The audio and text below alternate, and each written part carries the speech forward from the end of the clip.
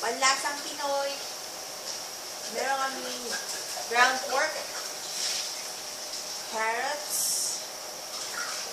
onions, red and green bell pepper, cheddar cheese, itlog na hilaw, itlog na luto, hotdog, tomato sauce, breadcrumbs, sweet relish, and raisins. So, unahin natin, lagay natin ng ground pork. So, itong gagawin namin, 3 pounds na ground pork.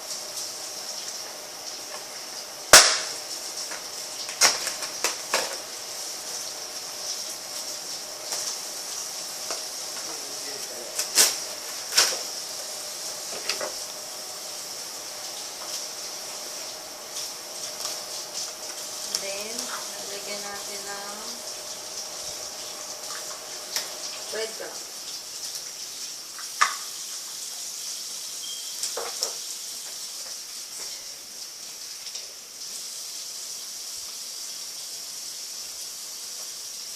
Traditional breadcrumbs. Pwede rin gumamit ng tasty. Gawin nyo lang na maliliit. O cut nyo lang para maging breadcrumbs. So, 1 cup.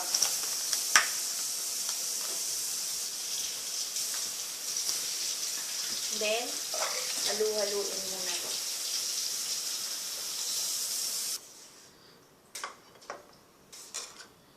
So, ngayon, susunod natin yung mga gulay. Ito, carrots. Nalis ko lang yung tubig. Tapos yung red and green bell pepper.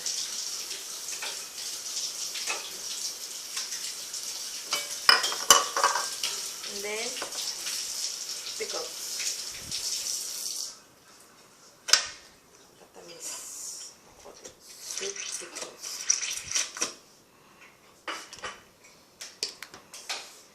And then, yung onions. Na-mince lang mabuti yung onions, pero huwag nyo na isama masyado yung liquid, if ever. Half na malaki lang ito ng onions. Then, just mix them well.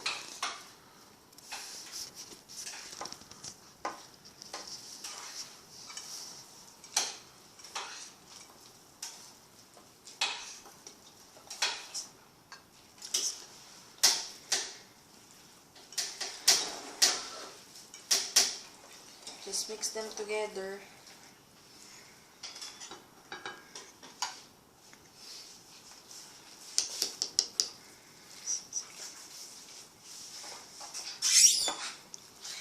Nasa sa inyo kung gusto nyo dagdagan or hindi, depende sa panlasa nyo. So, kung gusto nyo dagdagan yung pickles or yung carrots, nasa inyo.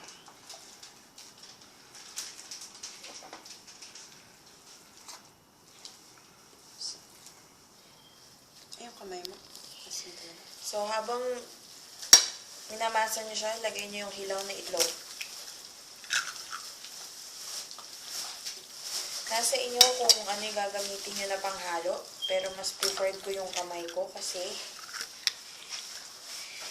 hindi ko siya mahalo ng sa spatula lang.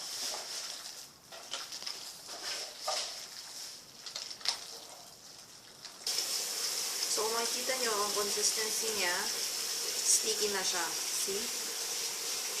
Smushy and sticky. Yan. And then, after nun, nalagay na natin ang cheese.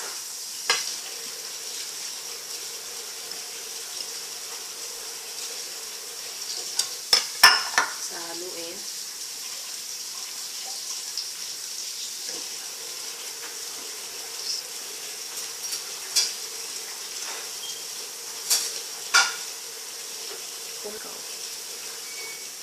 Haluin nyo lang. Kung meron kayong mixer, just mix it. Kasi mas mainam yung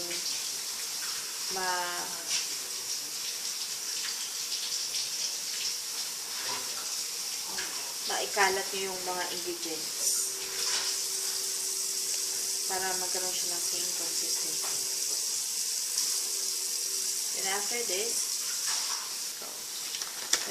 lagay nyo yung raisins.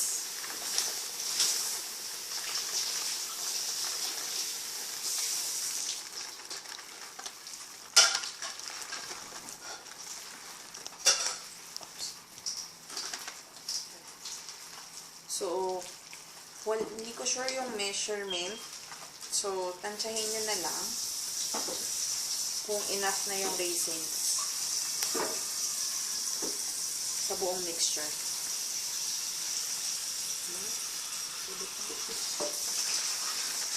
Nadagdagan ko pa kasi feeling ko hindi pa siya enough.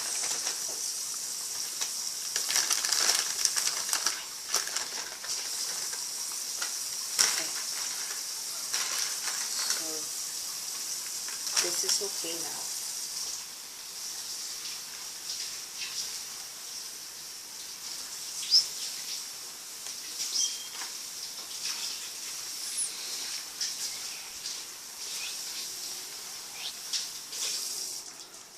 And then, afterwards, lalagyan natin siya ng tomato sauce para pampaasim ng konti sa kulay. Yeah. Oh, yeah. Ayan. Oops. And then now, just mix it. So, haluin nyo lang siya.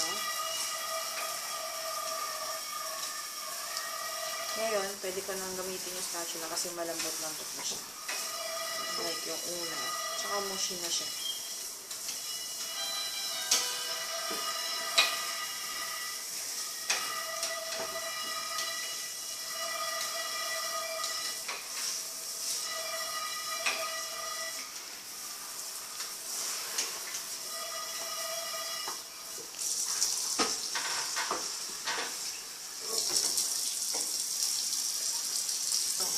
And lastly, yung hotdog.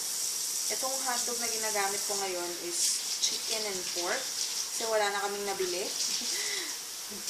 Ito na lang yung available. But I suggest you get the pork hotdog. Yung kung merong red. Just so happens dito, hindi kasi uso yung red hotdog. So, if that's available in your area, you get that. And just continue to mix it together.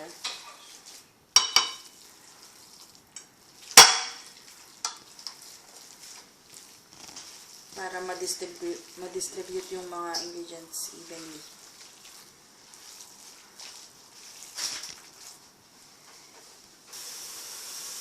Ngayon, lalagyan natin siya ng ground black pepper.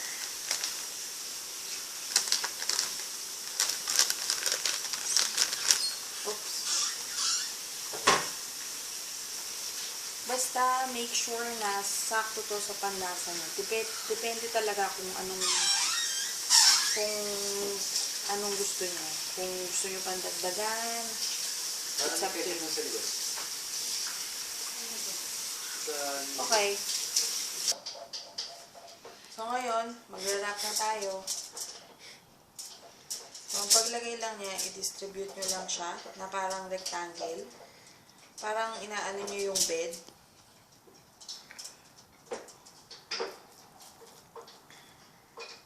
So, depende kung gaano kakapal yung gusto nyo. Pero, ito siguro mga, mga half inch habang ginagawa nyo yung bed.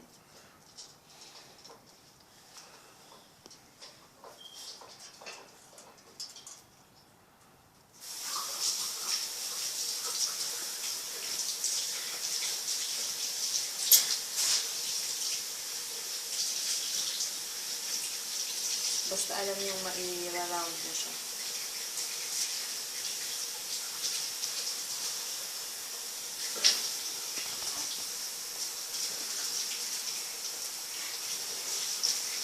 Hindi ba kayo nito? Gusto yung makapal yung embutido nyo o manipis, it's up to you. So, ako gagawin ko ganito lang muna. Basta lang mag-meet yung end. Okay? Then, lagyan nyo ng itlog.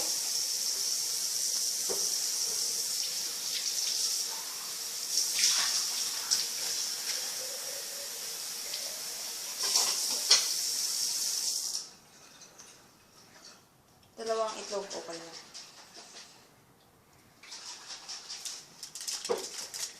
Ngayon, sa pagbabalo. Make sure na i-round siya. Nakita nyo na may loob, di ba? So, ngayon, ano yung end. Tapos, putin nyo lang siya.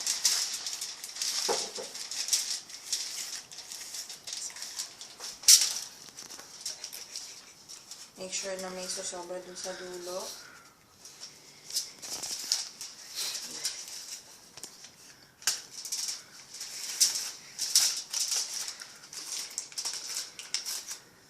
So, roll nyo lang.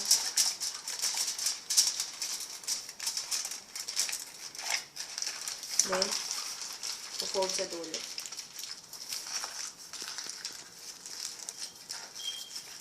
So, depende kung ano gusto nyo pag-fold sa dulo. And then, luluto na natin siya.